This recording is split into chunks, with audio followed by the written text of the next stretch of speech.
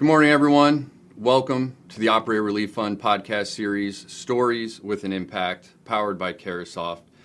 Our inaugural episode here, we are filming on location in Carasoft in Northern Virginia. And I'm going to be very honest with you guys, this podcast series is not necessarily about what we do, right? If you want to learn all about the mission of the Operator Relief Fund, check out www.operatorrelieffund.com. This series is about the people and the stories that make our mission possible. And today's guest from Carasoft is Joe Tabatabayan, a huge supporter of the Operator Relief Fund. And as we dive into his story, you're going to learn, basically the culture behind Carasoft and the man that has become such a prominent figure, and not only in our events, but our outreach as well. So, Joe, thank you for coming on today. Appreciate you being the guinea pig to get this thing kicked off. So thanks for having coming. me. Yeah, looking forward to it. Awesome.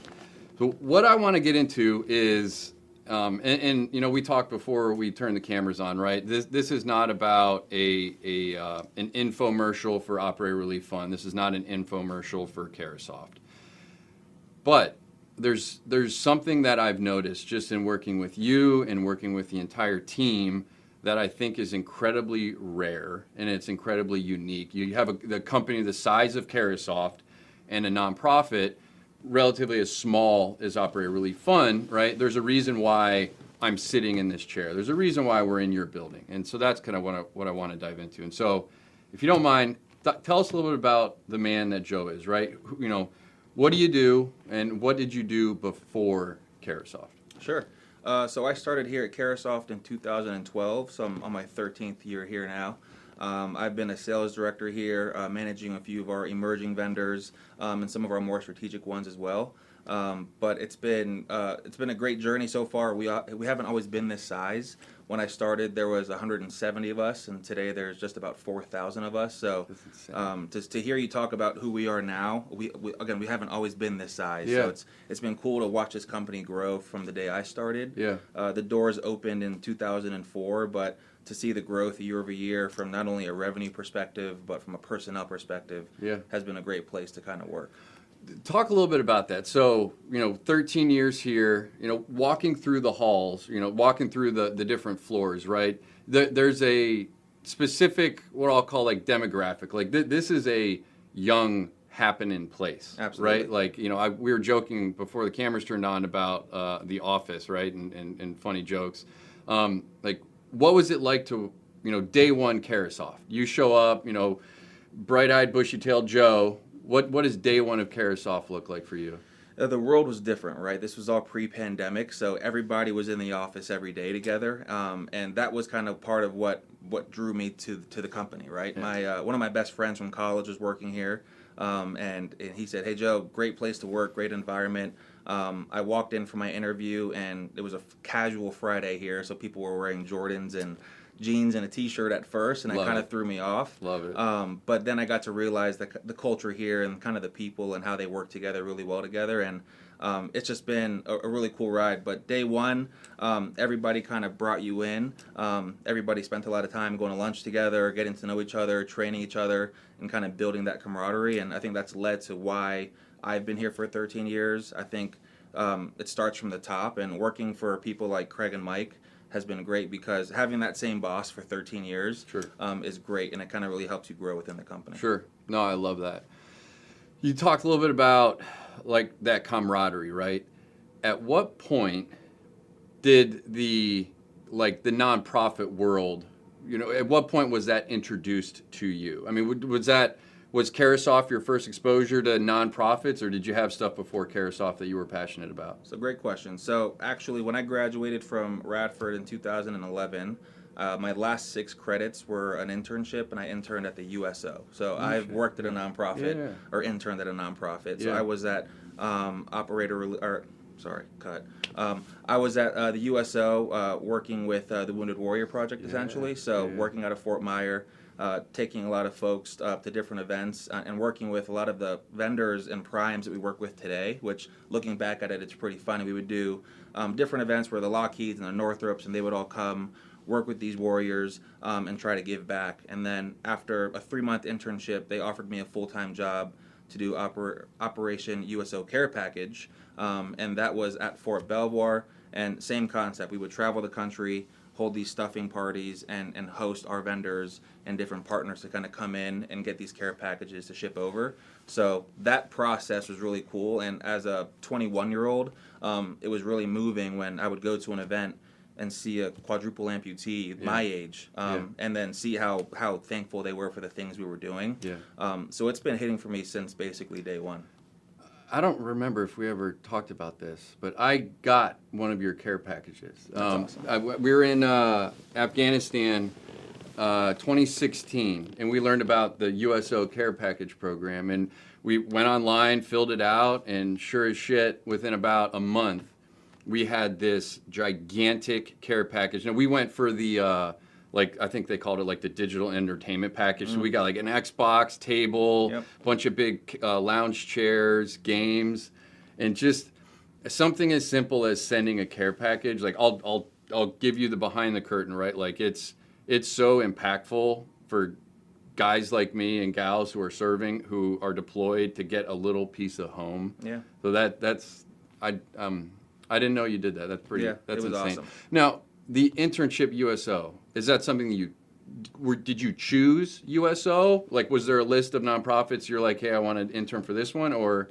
I chose it. It was one of those where I was looking at, hey, what can I do back home? Because I'm from Northern Virginia. And it was something that came across, and the same thing through a friend. His older sister was working at the USO at the time, and it was kind of the who you knew in right place, right time. But had an interview, and they brought me on, and it was one of the best decisions I've ever made. That's really cool. Did you ever get to meet some of the Wounded Warriors? All the time. That was again the really big part for me was being able to spend time with them and hear the impact that the USO is making on their lives, their families' lives, and everybody around them. So, and when we would host these events, we would bring some of these warriors in. They would speak at these events, just like you have at some of these ORF events, and hearing it real time from a person like that is a huge difference maker for everyone trying to give back. Sure. Married, couple kids. In what way are you trying to instill, that desire to give back into the family? What does that look like? Well, I mean, our kids are an extension of us, right? So my daughter just went into kindergarten last week. My son is 3, so we're molding them into the people that they're going to turn into down the future. And we've been having some really good, tough conversations with our daughter around the kind of person we want her to be, and kind of the bigger picture and kind of the principles on life. So the giving back aspect is I think a key component for a lot of these kids as they're getting older. But I love working with them at this age just to kind of get them to turn into who they're going to be. Yeah. It's more than lemonade stands, right? It's 100%. Being kind, right? Simple Absolutely. things like, hey, your brothers, sisters needs help. Hey, you go help them, That's right. It starts young. Absolutely. That's cool.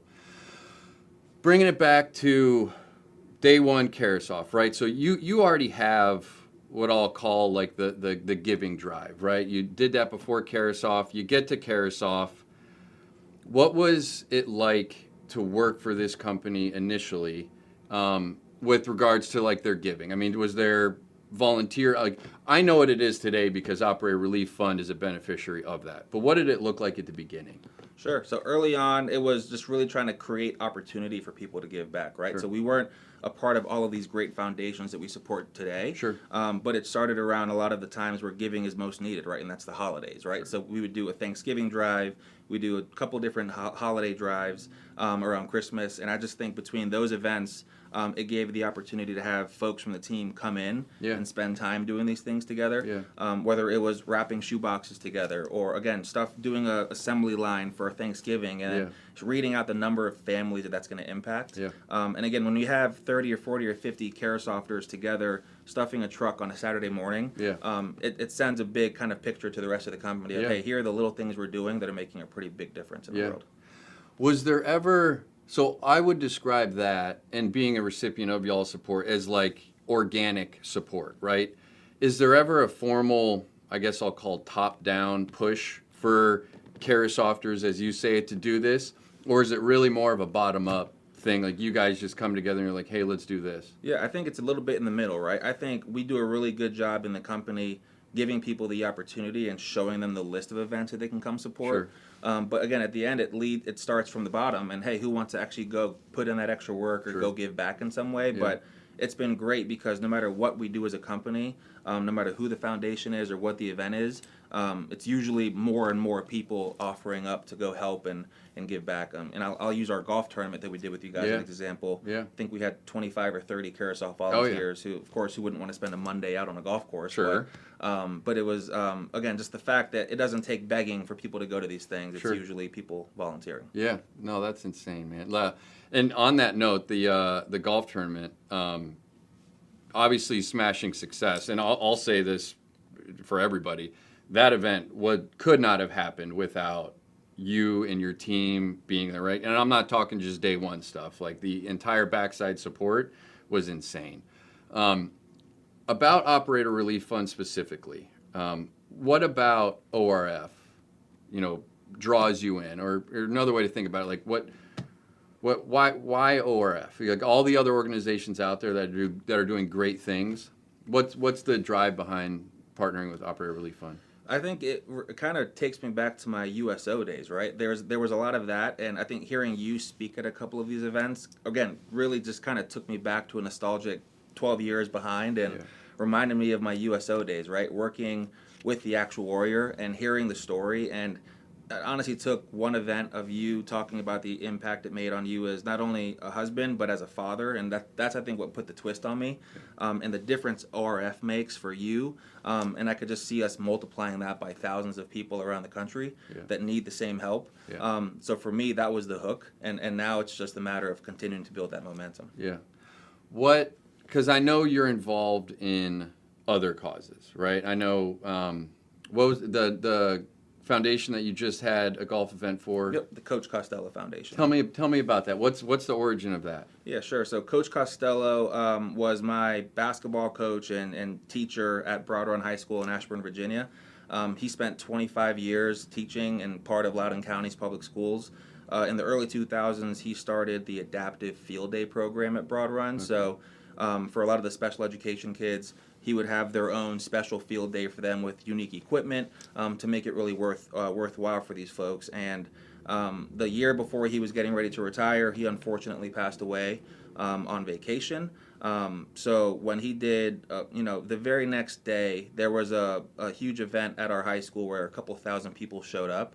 And again, when people pass away, to have something like that happen overnight, show the impact he had on the people in the community. Yeah. So one of my best friends started a foundation under his name to continue these adaptive field days, and not only continue them, but grow them. Yeah. So in the past year, we actually held 8 of them around Loudoun County. We just expanded to West Virginia for the first time, where my friend teaches as well. And these have really turned into a huge success where we're busing in kids from all around the county to these different schools. That's awesome. And it's really special because it's the kids that need it for the adaptive field day portion, but when you go to these schools and you see 100 volunteers that are actual students at the school giving back and spending time with these kids, it reminds you that there's still some good in this crazy world we're living in right now. And it's a half day, but everyone gets a medal, everyone gets pizza, everybody gets a T-shirt, awesome. And everybody leaves there with a smile on their face. And again, you just got to go to one of those things, and you'll want to go back to another one. That's awesome. Yeah.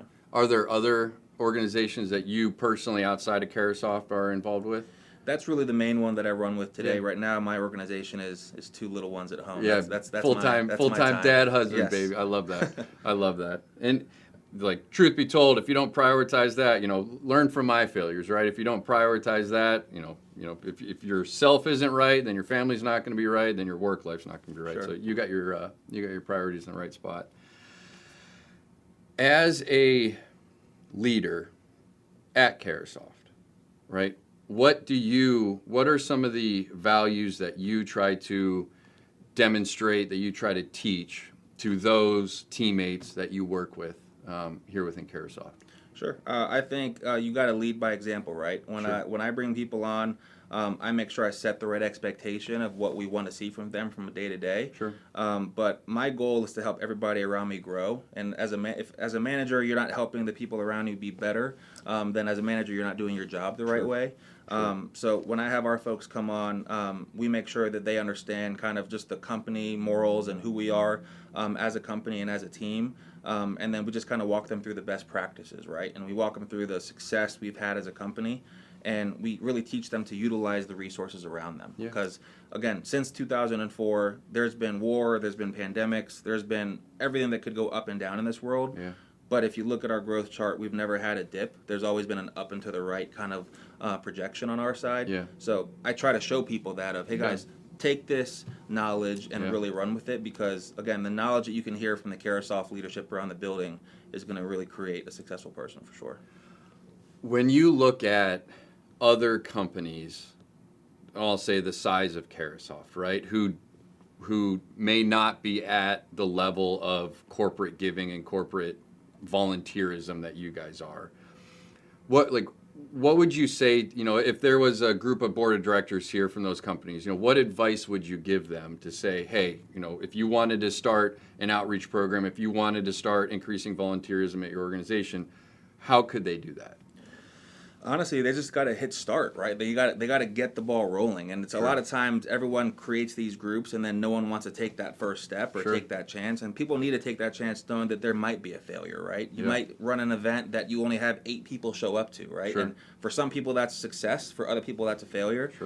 So I think just setting reasonable expectations, but then continuing to drive those movements, and then again make sure it touches your employees, right? And if they're not attached to it, make some minor adjustments, and then usually you're going to find that sweet spot to make it a success. Love that. I love that. And I think that's one of the barriers that people have in any facet of life, right? You talked about taking that first step. In ORF's world, right, we call it the mental health journey. The hardest part is taking that first step, right? Like, it's not some cliche 12-step program, but step one is acknowledging, hey, I might be struggling, right? And then you take that first step, and then you realize, well, what happens as soon as you take that first step? Well, your other foot comes in a pendulum motion and you actually start walking, right? And it doesn't matter what journey you're on, whether you're trying to start an outreach campaign or whether you're starting to do a mental health journey, right? That first step is what it takes. Do you guys do any formal, like in your interview process, right? Taking you back to day one, did they ask you, or I guess do you now ask any potential, employee candidates about their drive for volunteerism or about their current passions that they have? Is that part of the hiring process, or is that more organic after the fact and then they learn about your culture? I think everybody interviews a little differently, right? Okay. And I think on my side, I try to get to know someone in that 20 minutes I get with them. Sure. So those are the kind of questions I do ask, right? And I'm not saying that's a make or break for them, but I try to understand more about the person rather than the typical interview question or answer they're going to give me. So again, I like hearing about the little things that they do outside of work, right? What drives them, what motivates them. So I would say definitely those are questions that I personally kind of walk through with these folks, but the person to my left may be completely different and more focused on the strengths and weaknesses of an individual.